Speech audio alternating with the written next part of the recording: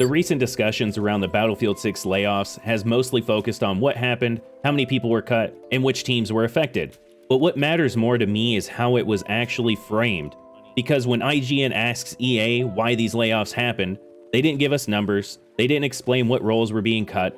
Instead, they said the goal was to better align teams around what matters most to players. And I believe once we break that statement down, it'll raise more questions than answers. Starting off with the framing problem entirely, EA didn't explain how many people were affected, they didn't explain what roles were being impacted, they didn't explain what the actual cause was. What they gave instead was a positioning type of language. When layoffs like this are discussed publicly, the messaging usually centers around ideas like changing the player expectations, evolving priorities, or long-term sustainability. On the surface, yeah, sure, that sounds reasonable, but structurally, it reframes the situation entirely. Instead of focusing on the internal decisions, like staffing strategy, production timelines, leadership direction, the message shifts outward. And what that does is position layoffs as something inevitable rather than something shaped by their choices. And this kind of positioning language reduces accountability while increasing uncertainty for the people actually working inside these studios. And then, when it comes to the community framing about it, the key line here is align teams around what matters most to players. On the surface, sounds great, sounds neutral even, but structurally, it shifts the narrative away from internal decision-making and toward the community, not directly, but implicitly. Because layoffs like this rarely come from player feedback itself, they come from budgets, timelines, staffing models, and leadership strategy, the decisions that are made long before launch. So, when the explanation centers around players, the implication becomes clear. These cuts exist because of what players demanded. That's a narrative kind of framing, where the explanation shapes the perception more than it explains the cause.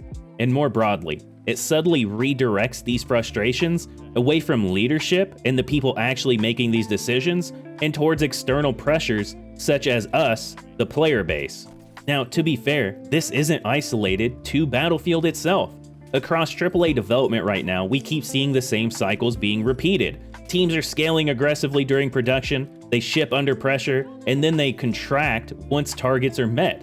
What that creates is instability across the industry, where even being part of a successful release doesn't guarantee anything. Frontline developers aren't usually setting any kind of direction for the game, they're trying to execute it.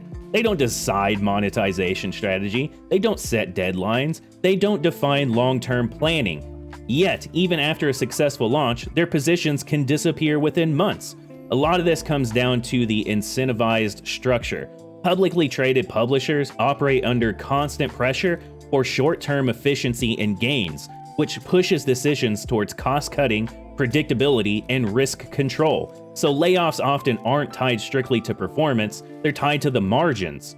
And when that becomes a normalized thing, instability stops being a side effect and starts being a part of the system itself. Now you might be asking, but RAMTEID, what does this have to do with Battlefield 6? Well, bringing it back, specifically, the concern isn't just the layoffs themselves, it's what they signal about the priorities moving forward. Because when we see turnover becoming routine, this impacts continuity, institutional knowledge, and long-term product quality. And we've seen this pattern before with previous Battlefield titles. Constantly reoccurring issues, slow fixes, long stretches before the game even reaches a stable state. At a certain point, frustrations stop becoming about communication and they start becoming about the results, and whether the system is producing those results is actually changing at all. And right now, it doesn't really feel like it is. So ultimately, I think that's the biggest takeaway here. These layoffs don't just tell us what happened, they show us how the industry likes to frame these things, and that distinction explains a lot more than the statement itself ever did. But I want to know what you think. When layoffs like this happen, are we being told why they happened, or just how we're supposed to understand them? Be sure to let me know down in the comments below.